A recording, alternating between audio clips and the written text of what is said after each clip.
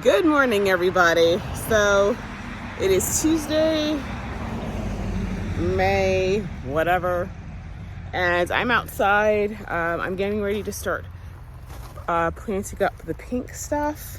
So I've got some pink Flamingo Celosia, and I'm gonna go get the zinnias from the back and put them out here so I have everything in one place. But I'm really excited.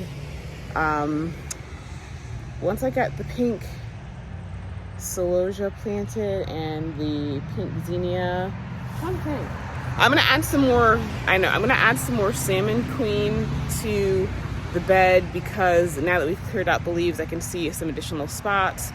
I'm gonna look around to see if there's anything else pink that can go in right now.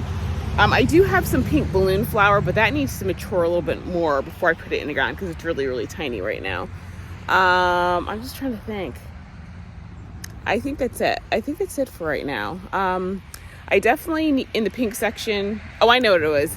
I have the Astra pink sunflower. And when I put those in, I'm going to have to probably stake those because those are a little floppy. But I do have some bamboo stakes around here. So I definitely need to work on the pink section in terms of color because there's a little bit too much purple. The shades of summer verbascum. Some of them are more of I guess they're kind of pinky purple. Some of them are definitely purple, and I definitely got to take out. Now that the sun is shining a little bit more intently, the colors are fading out a little bit. So I think I'm only going to remove the deepest purple. The other pinks are probably fine. I did put some bearded iris in here that was supposed to be from a pink pack. They're not pink. Someone has to take those out. There's carnations that are starting to bud up, so those should definitely be pink. I did add some Columbine. They're small this year, but next year when they come up, they should definitely be, pink. So I just have to work on the pink section to add more pink perennials. The balloon flower is like a light pink, but still, it's gonna boost the pink up. So, and of course, I have chrysanthemums that are going to be pink that are going to go in here. So let me show you what I'm planting. This is the pink Flamingo. Well, this is a lot of different Celosias. Like, for example, this right here is what I refer to as the Rebecca Pope Celosia. Rebecca Pope, one of my followers, gave me some seeds. That's magenta, so that's going to go in like the red section and also the promenade beds. This down here is, let's see, coxcomb. And this down here is mammoth. But this is the pink section. It's like 3 rows of that. So they're actually really nice and big. So they'll get, what I saw online is that they'll get between 24 to 40 inches. So we'll see what happens when I get it in my garden. Because as you guys know, nothing ever responds the way it's supposed to in my yard. So let me go get the zinnias. Okay guys, so these are the pink zinnias. So the first one is raspberry. I grew this one last year. It's a nice deep pink. They get really tall. Well, last year they did. They got close to like 5 feet tall. Then the next one I'm growing is called Double Enchantress. Now, I grew this in 2020. I started it really late, so it didn't get really tall. But this is almost like an electric pink. It's really pretty. The last one, which is new to me, is called Pink Senorita. I got this from Baker's Creek. It is a cactus zinnia that's I think it's more of a salmony pink. So what I'm going to do is I'm going to put the raspberry and double enchantress in 2 different sections of the pink, and then I'll split the pink senorita between the 2 of them. So that's how we're going today, y'all. So anyway, guys, I'm not going to set up the camera right now because it's before work and setting up the camera takes a lot of time. I want to see how much of this I can get into the ground before work starts. But tonight when I come out and to put in the sunflower, I'll set up the camera then because I'll have more time. So I'll see you guys in a bit. Hey guys, it's Brooke. It's after work and I was going to start gardening, but I was out checking my chrysanthemums this morning. And guys, if I have not said it before, make sure you're checking your plants and your garden on a regular basis.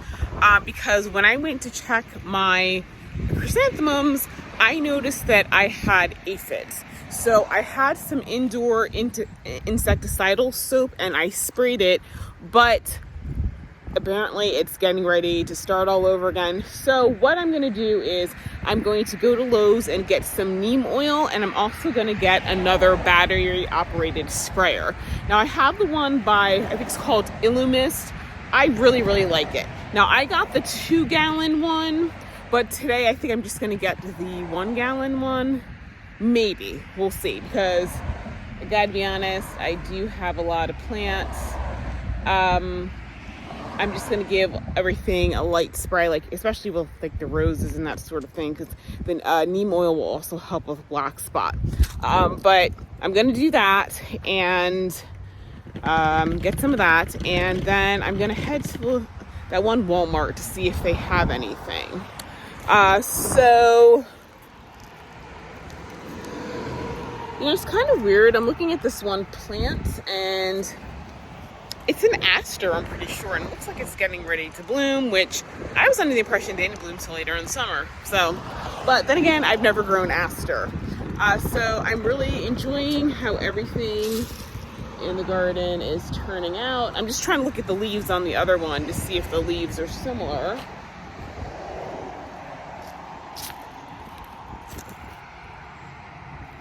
Yeah, they do look similar. So that's just really weird. For whatever reason, in the promenade garden, the one side of the garden is always further ahead than the other, and I can never figure that one out. So yes, that's what I'm gonna go do. I'm gonna stop by the Walmart to see if they have anything, and let me show you right quick my plant collection. Okay guys, so I headed on down to Pope's Garden Center, so I got a few things.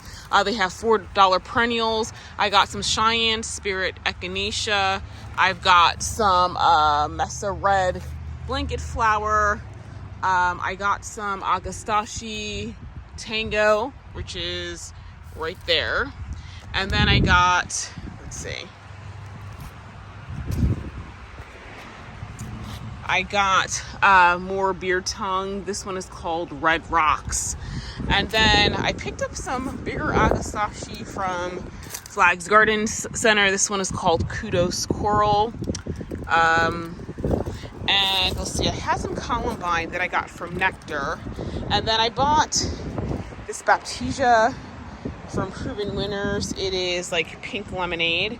So the flowers start off yellow and then they kind of age to this really pretty pink.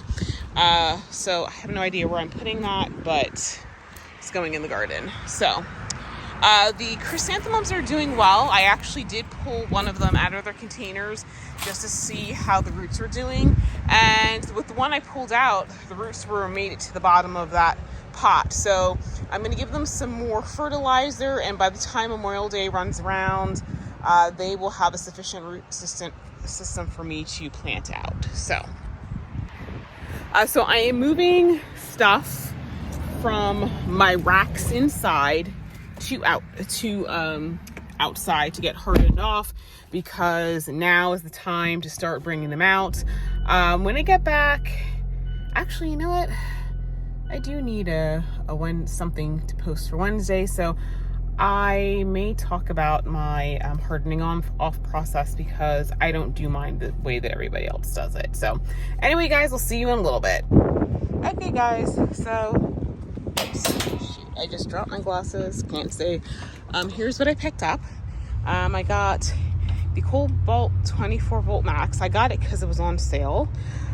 Because if I'm gonna, my garden, the parterre garden is like 2,100 square feet, and then the beds lining the driveway, that's an additional 640 square feet.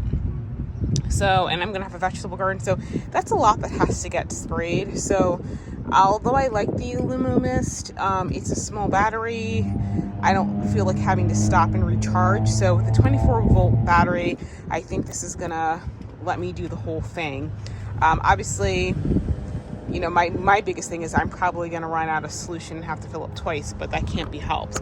For whatever reason, with the neem oil, they don't seem to have like hose and sprayer, it's always in some sort of concentrate, which is fine. So this is what I've got. This is what I'm going to do, and I can't wait. I'll give everything a spray because this neem oil is an insecticide, fungicide, miticide, and nematocyde. So it'll deal with the aphids, black spot. You know, I don't have any powdery mildew yet, but anything I've got, it can handle it. And you can use it on your vegetables too. So anyway, on to Walmart.